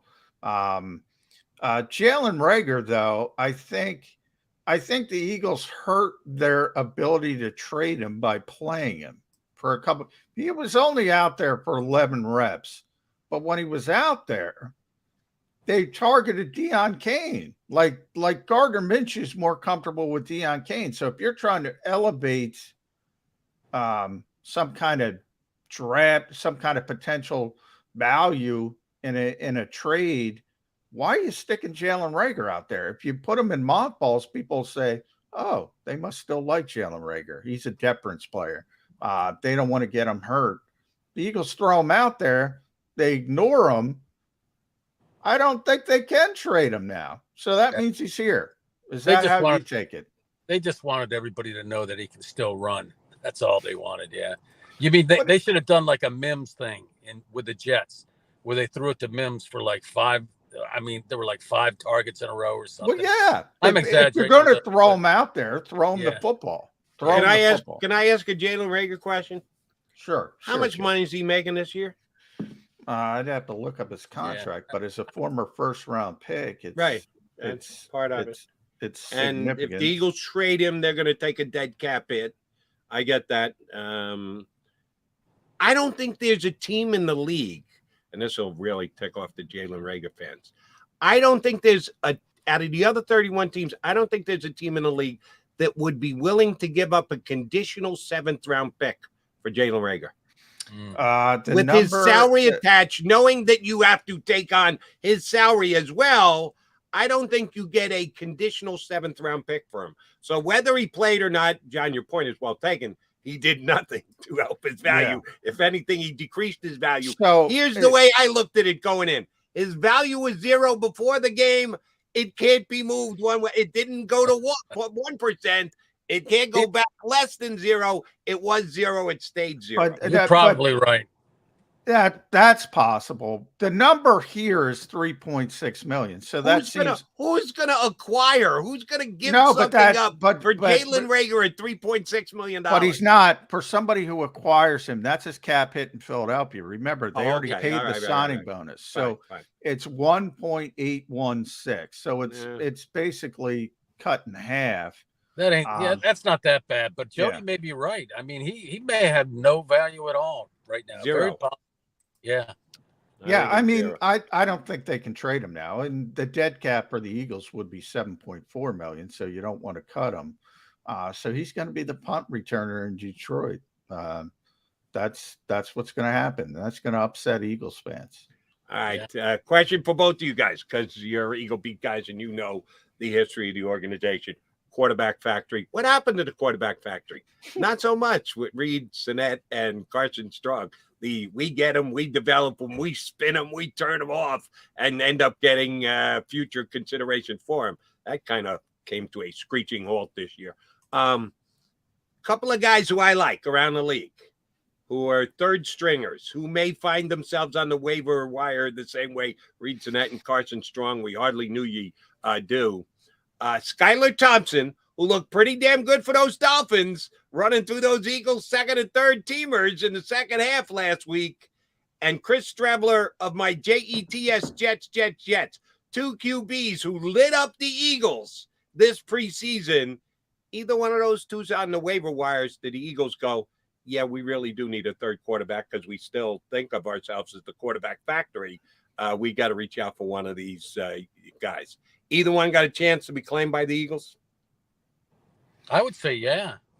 I think their third guy, they're going to bring in another guy, I think. I wouldn't be surprised if Sinnett stuck around for a little bit. But, yeah, I mean, and that's a position where they were probably going to keep two anyway. Right, John?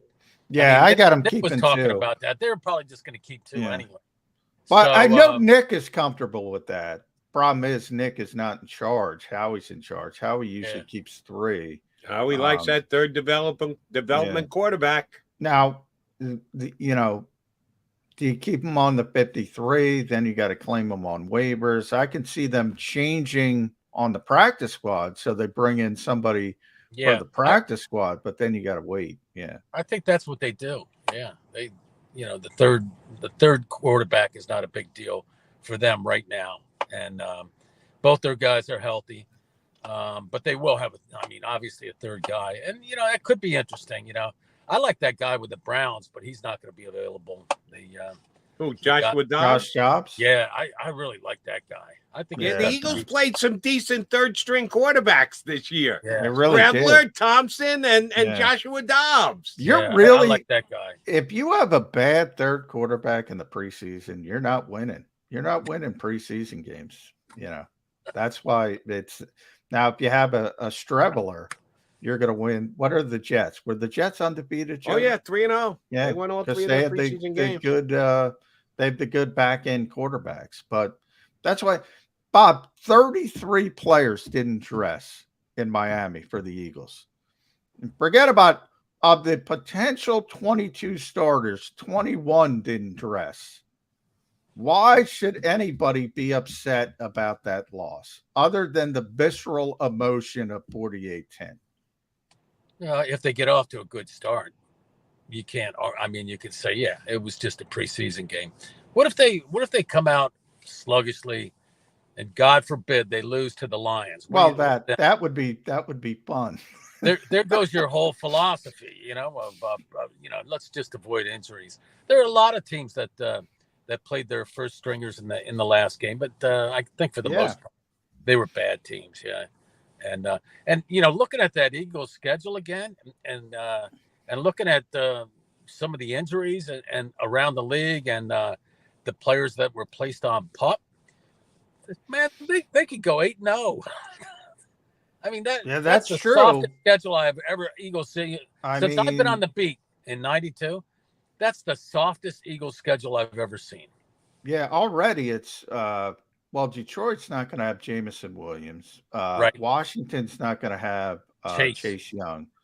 And how about Washington? How about Washington losing their starting? Oh yeah, poor Brian Robinson. Not a drive-by, a carjacking yesterday. Yeah. James Robinson. Holy mackerel! Yeah, be careful, Bob. You're in your car. Yeah. Be careful. Where are you going, by the way? You're not in Philadelphia, are you? Yeah, I'm not in Center City, right? So okay. You're not heading down to our nation's capital. Like Mr. Robinson was driving around DC. That's another place where you take your life in your hands. Yeah, it's amazing. It's amazing. It's a new day, so you just got to be alert all the time. Yeah. Do you? And I know this might be a little bit out of left field. Do you think the Eagles monitor their players when they're not at the facility because they do so much to protect their players from injury? Do they have like Chip Kelly tracking devices they don't drive into dangerous neighborhoods? The players did not like those sleep. They did not like those sleep monitors. I can't believe they're still using them. They got just checking. I'm wondering because the Eagles are bending over backwards to make sure nobody gets hurt. There are 24 hours in a day. They can only watch them for so many hours. Yeah. There's trackers in their iPads. I mean, they know where these guys are. A lot of GPS, yeah. But as far as the sleep monitoring, checking the urine color, that's yesterday's news. Chip Kelly did all the blood work every day, right? Or once a week. Yeah. I'm guessing Big Dom is the only one who's on the road more than Grotz, driving around to make sure all the players are safe. I saw Dom driving down there. I always see Dom. I see Dom all over the country. Dom's amazing. Hey, but those GPS monitors, I got to tell you, my brother-in-law, he knows where every one of his kids are at every second, You can see it. It's like watching a spy movie. You see these two little legs or whatever walking through there or there. I mean, let's be honest. I'm sure the Eagles have something like that in those iPads, or something that they give those guys. They're on a harsh world in which we live now these days. All right, Grotz. Since we may or may not get you on again by next Friday before the season kicks off, just give us your best, generally speaking, way the season went. You want to get real specific and say they're going to have this record, they're going to beat this team in the first round of the playoffs, they're going to get picked off by, they're not going to get picked off by, they're going back to the Super Bowl. Get as specific or as widespread as you want. How is this season going to start? They're going to win. Yeah, they're going to win double-digit games. Double digits? Yeah, I mean, that's assuming that most of the key guys are still healthy. And again, that schedule, they could start off 10-0 for crying out loud. I mean, the only tough opponent. Did he go from 8 to 10 in about 3 minutes, John? The only tough opponent there is Arizona. I mean, it's like, and they won't have DeAndre Hopkins. He'll be suspended for that game. Everything's breaking Eagles. It's a soft schedule. Yeah, they got to stay healthy, and they're healthy now. They got just maintain that health, and with the firepower that they have, it's not going to. I don't think in those early games, the first 7 or 8 games, it's not going to matter who's playing safety. They are. They do have the a lot. Firepower to put up a lot of points. Their starting lineup on both sides of the football is very, very talented. But if I said, but when you heard, so a lot of it depends on Jalen Hurts. When you heard Nick Sirianni say, it was his best practice since I've been here, what was your initial thought, Bob the Hammer Grotz? So you're going to put the hammer down on Nick Sirianni for hyperbole? I thought it was just really hot down there in Florida. It was. Wasn't it sultry type of hot? 103% humidity, which is not even possible, but somehow it was. I think he was rallying the guys a little bit because he wanted to say something to make his team feel good, and I'm sure Hurts did have a good practice, but I would have loved to have seen it. If that's the best practice ever, let's put the film out there for everybody. Okay. All right, Mr. Grotz, since you've got them 10-0 coming out of the gate here. It could be. I've never seen that. Is the softest schedule I've ever seen. I'll tell you what. It's unbelievable, Jody. I got them at 11 wins. So if they start at 10-0, that's going to be a disappointment if they finish with 11.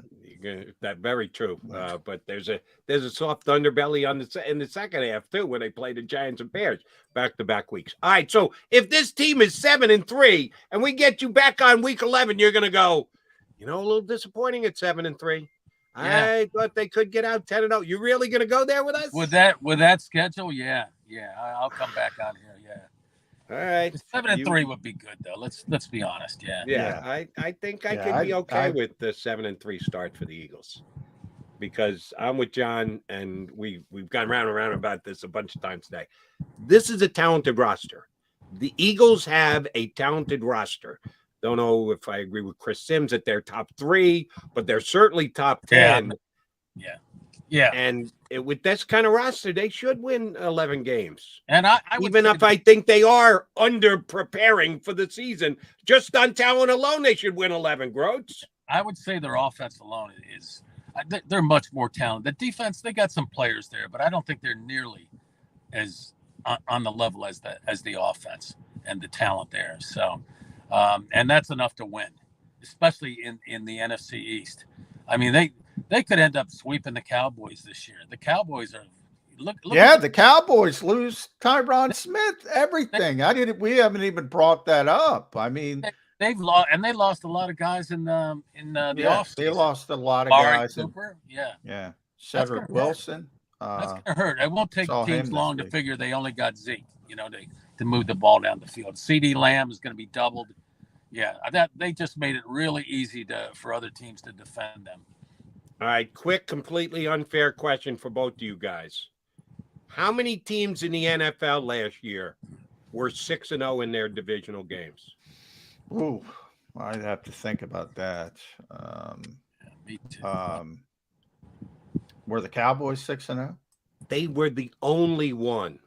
The only team in the National Football League that went undefeated in their division was the Dallas Cowboys. Yeah, and they didn't even go 6-0. They went 5-0 because that last one against the Eagles doesn't count. Yeah. But they were the only undefeated team in their division. And I think that could be the same again this year. Only the undefeated team coming out of the NFC East will be the Philadelphia Eagles. That could be. I'm still going split. I'm still going split. So they both might be 5-1 in the division. That my problem is the spot. That second Cowboys game, Christmas Eve in Dallas, which is bad enough, but it's also the third consecutive road game. That's a bad spot. That's the only bad spot on this Eagles schedule, which is really easy. Late afternoon. He'll show them a bunch. He'll show them the movie about Scrooge or something, and get them to believe that they're Scrooge and they got to do this metamorph. I thought I was getting Scrooge, and I get 10-0 from Bob Grotz. That's want an opportunity. Scrooge. That Christmas Eve in Dallas, that's an opportunity. When they go into Dallas on Christmas Eve, the only video I want Nick Sirianni showing is Jeff Garcia saying "Merry Christmas, Philadelphia." Yeah, they've done it before. They can do it again. Yeah. I actually think they can go 6-0 in division. Remember that. That was pretty fun. All right, Grotz, good job out of you. Where are you off to? You're in the car. You're going somewhere. You're going to your sister-in-law's, or you're I'm headed to Detroit for the opener. I know it's a little bit early. It's a little early, but I want to do parking. The parking situation is awful. Yeah, it is awful. Oh, I'll see you in Romulus. Bob. All right. Yeah, Uncle Joe's and Romulus. All right. That is my brother. Thanks, man. Thanks. He's just fun. He's flat out fun. I love having Grotz on. He's a one of a kinder.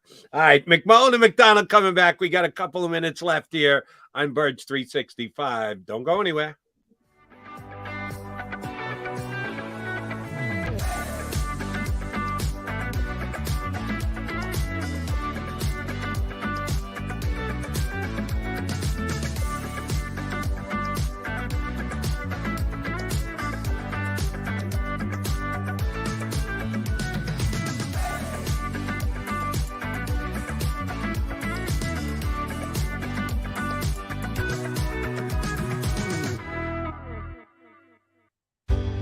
Go passionately. Go fearlessly. Go confidently. Go Birds! Go confidently towards your goals with First Trust, Philly's hometown bank for nearly 90 years, and the official bank of the Philadelphia Eagles. We're focused on getting you over the goal line. So go with conviction, go with trust, Go Birds! and go forward with us by your side. First Trust Bank, the official bank of Philadelphia dreams. Oh, and go Birds. Plan your day with confidence. Definitely want to keep the umbrellas on hand. And keep your family safe with Action News and AccuWeather. Numerous tornadoes. Well over 7 inches of rain. Your go-to team when severe weather strikes. The water is still rising right now. Keeping you prepared wherever you watch. On TV, on 6abc.com, and on our streaming apps. And that's when we go severe weather mode and on the air for you. Action News and AccuWeather. The team you trust. In Philadelphia, we celebrated the miracle with pride only 5 years ago. And then the following morning, IBEW Local 98 members went back to work, building this city, rescuing our communities from decay, and inspiring the young men and women of the region to take pride in who we are. Like the Cats, Local 98 members believe in hope. To learn more about who we are, what we do, and career opportunities with Local 98, visit us, IBEW98.org. At Stateside Vodka, every new customer gets the world's best rocks glass, free. You're telling me that bottle is cut in half? You could say that.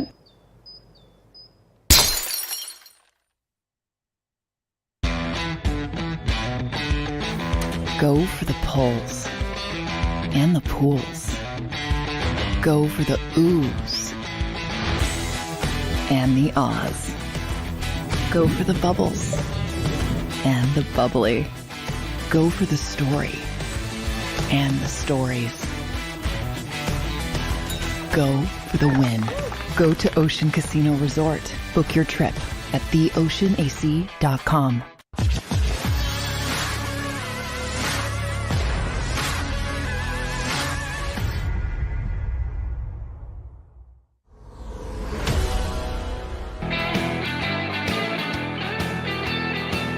J-Mac and J-Mac. McMullen and McConnelly over here on Birds 365.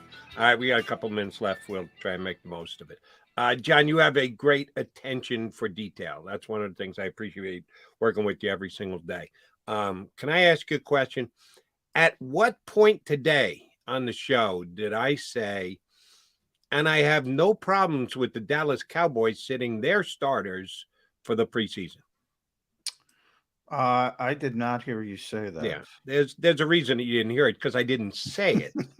But according to Steven Jackson on our stream, Jody has no problem with the Cowboys not playing preseason games, but the Eagles will fall short because of it. He's misstated what I said in both halves of his sentence. For those of you who weren't paying attention, like Steven Jackson, let me restate what I felt after the Eagles game against the Dolphins the other day.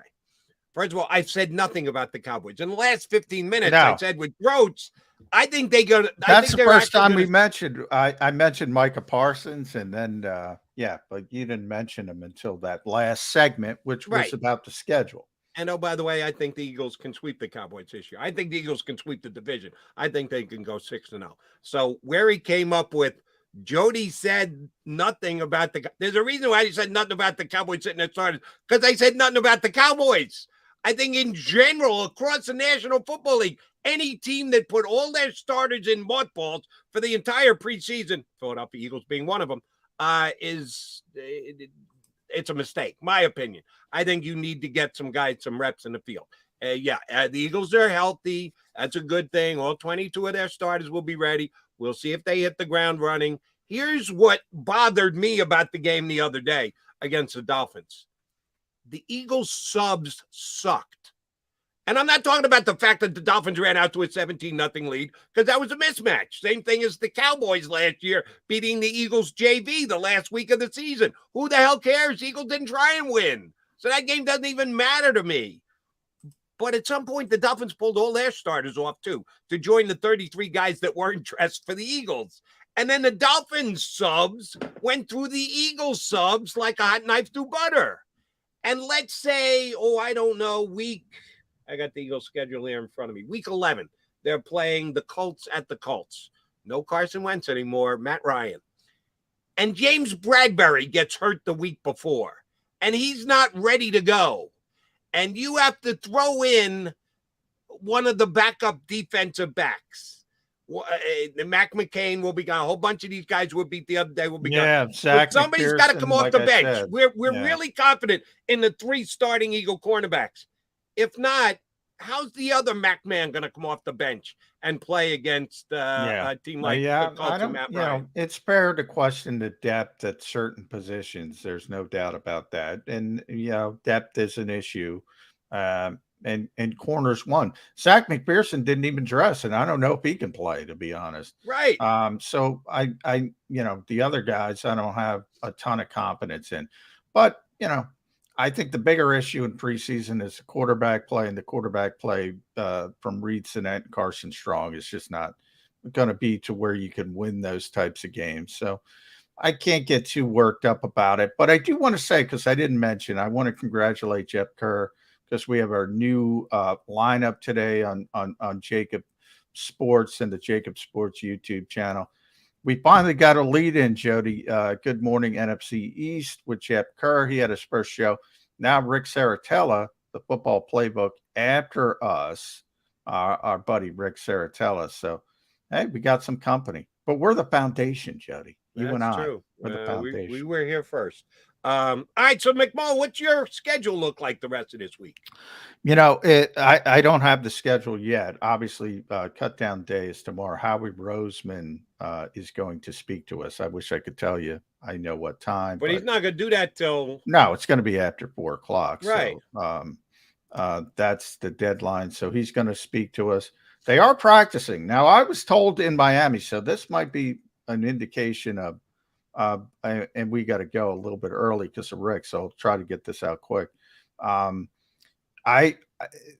was told in Miami that they were going to have a walkthrough today. Now they're going to practice. So maybe Nick was a little upset and said, you know what? You guys are going to get out there. Good for the coach. Good for the coach.